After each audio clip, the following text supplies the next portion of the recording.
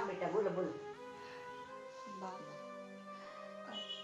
હા બેટા બોલો ને. અમારે તમારી સાથે એક વાત કરવી છે. હા તો બોલો ને બેટા. બા, સમજાતું નથી કે કયા મોઢે આ વાત કરીએ. તમને ખબર છે, તમે જે ગામડે અહીંયાથી આવ્યા ને એ મને અને ભાભીને સહેજે પસંદ નથી. અમે લોકો તમને બહુ નફરત કરીએ છીએ. અમને તો ગામડાના માણસો, ગરડા માણસો એમનાથી ચીતરી ચડે છે.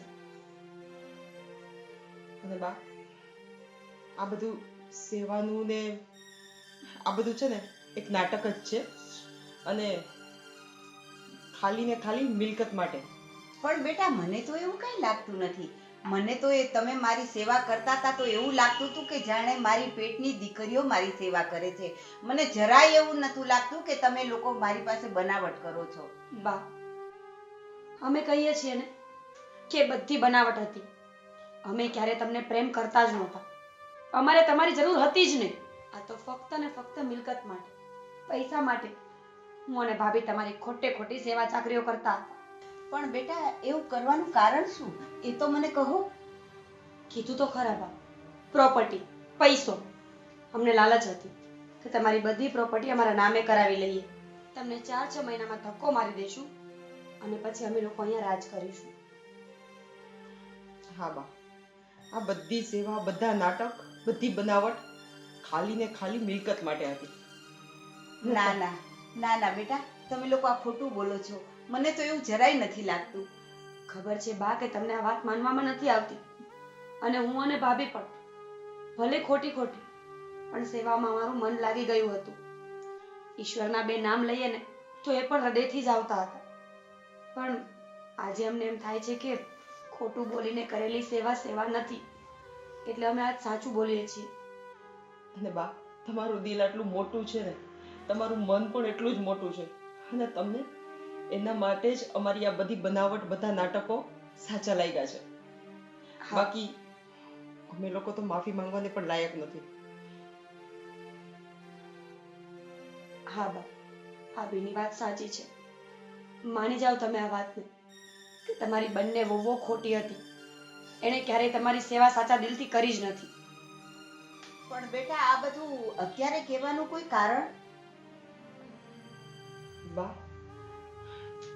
એમાં એવું છે ને કે તમને તો કદાચ ખબર જ હશે કે મારે પપ્પા કે ભાઈ કે બેન કે કોઈ છે નહીં, અને મારા મમ્મી એકલા જ છે. હા એ મને ખબર છે. તો હમણાં એની તબિયત થોડી ખરાબ રહે છે, તો એમનો મને ફોન હતો કે ભાઈ તું મને અહીંયા આવ અને થોડાક દિવસ રહી જા અને મારી સેવા કર, અને હું થોડીક સાજી થઈ જાઉં ને પછી તું વહી જાજે. પણ મને એમ હતું કે હું રમેશને વાત કરીશ ને તો મારા મમ્મીને અહીંયા લઈ આવશું, અને અહીંયા હશે ને તો સરખી વ્યવસ્થિત અમે ઘર અને એની બેયની સંભાળ રાખશું. પણ રમેશે જ્યારે મને વાત કરી ને ત્યારે મારી ખરેખર આંખ ખુલી ગઈ. એને મને એક જ વસ્તુ કીધી કે તારા મમ્મી પાસે મિલકત છે, જમીન છે, પૈસા દાગીના કઈ છે. એટલે મેં કીધું કે આ બધું માવતરમાં ક્યાંથી આવે. ત્યારે એને જે શબ્દો કીધા ને બા, એ ખરેખર મને બહુ ખૂચી ગયા કે તું જેમ બાની સેવા પૈસાની લાલચથી કરસ ને, તો આપણા ઘરનો નિયમ છે, તારો અને મારો નિયમ છે કે જેની પાસે પૈસા હોય ને આપણે એની જ સેવા કરશું. એટલે ભાઈ આજ તને ખબર પડશે કે તારા મમ્મી પાસે પૈસા નથી ને તો એની સેવા નહીં થાય. હા બા, અને આ વસ્તુ જ્યારે ભાભીએ મને કીધી ને ત્યારે મને પણ રિયલાઇઝ થયું. આજે ભાભીના મમ્મી છે, ભગવાન ન કરે કાલ મારા પપ્પા પણ હોય. અરે એમની પાસે તો કોઈ મિલકત નથી, તો પછી તમારી પાસેથી આવી ખોટી ખોટી આશાઓ કરવી ને એ વ્યાજબી નથી. એટલે હું અને ભાભી તમારી માફી માંગવા આવ્યા છીએ. બા, બની શકે તો પ્લીઝ અમને માફ કરી દો. અરે બેટા માફી માંગવાની કોઈ જરૂર નથી. અરે તમે મારી પાસે સાચું બોલી ગયા ને એ જ તમારો પસ્તાવો છે, અને એ તમે પસ્તાવો કર્યો ને એ જ મોટી વાત છે, અને એ માફી કરતા પણ વિશેષ વાત છે બેટા.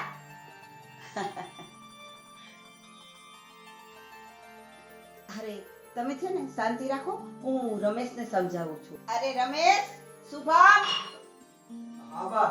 બે અહીંયા આવો. બોલો ને બા, શું કામ પડ્યું? રમેશ, ભાવિકા શું કે છે? શું બા? એ એની મમ્મીને તે ના પાડી અહીંયા આવવાની. હા. શું કામ પણ?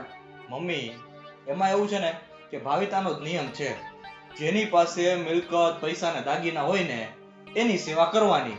લુખે લુખી સેવા કરી અને સમય ને શક્તિ બગાડીને શું ફાયદો? એટલા માટે મેં ના પાડી, કારણ કે એના મમ્મી પાસે તો કાંઈ છે જ નહીં. અને તને નહીં ખબર હોય પણ આ લોકો જે તારી સેવા કરે છે ને એ એટલા માટે જ કરે છે કે તારી પાસે દાગીના અને મિલકત છે. એ બધી મને વાતની ખબર છે. હા મોટા ભાઈ, અમે બાને બધી વાત કરી છે. અમને અમારી ભૂલનો પસ્તાવો પણ છે. તમે સમજવાની કોશિશ તો કરો. ભાભીના મમ્મીને કોઈ નથી કે જે એમની સેવા કરી શકે. અને અહીંયા આવશે તો આપણો આખો પરિવાર છે. હું અને ભાભી 2 જણા સેવા કરીશું. બા સાથે રહેશે તો મગજ પણ ફ્રેશ રહેશે ને. તો પછી તમે ના શું કામ પાડો છો? મીરા, મારા બાને પણ મારા ને શુભમ સિવાય કોઈ જ નથી, છતાંય તમે સેવા કરત ના, પણ પૈસાની લાલચના હિસાબે જ તમે આ સેવા કરો છો મારા બાની. હશે બેટા, એ બધી વાત જવા દે અને હવે તું એને મમ્મી નહીં બોલાવી લે. હું તને કહું છું ને. શુભમ, તમે સમજાવો ને મોટા ભાઈને. અમને સમજાઈ ગઈ છે અમારી ભૂલ અને અમે જ બાને આવીને બધી સાચી હકીકત કહી દીધી છે. અમે એમનાથી કંઈ નથી છુપાવ્યું.